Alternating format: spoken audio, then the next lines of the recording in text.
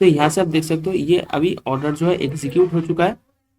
अभी इसका stop loss और टारगेट कैसे लगाओगे, अभी देख सकते हो इसका प्राइस मैंने कहाँ पर बाय किया, 816.65 पर। यहाँ पर आप देख सकते हो ब्लू कलर का दिखा रहा है जहाँ पर आपने बाय किया 1816.75।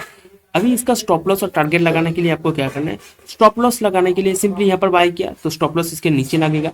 मतलब मैं इसको जो है 800 इसके नीचे यहाँ पर कर देता हूँ, ठीक है।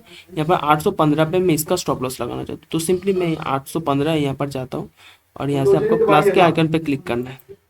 क्लिक करने के बाद आपको यहाँ पर सेल 1 SBIN @ स्टॉप दिखा रहा है, यहाँ पर क्लिक कर देना।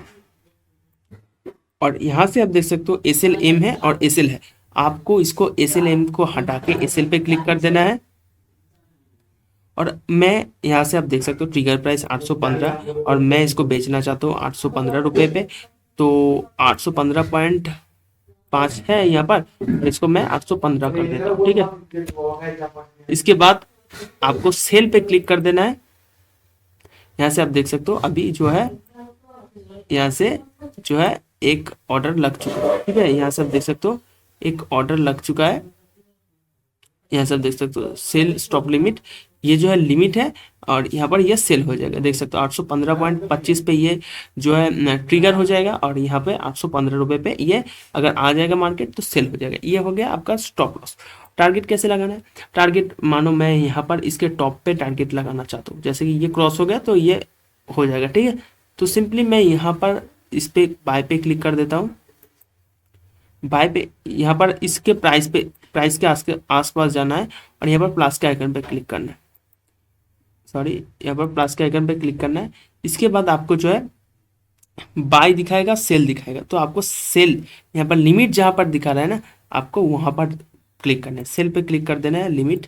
और यहाँ से जितने भी प्राइस पे आप इसको सेल करना चाहते हो, मार्केट है और एक है लिमिट, तो आपको लिमिट पे कर देना है।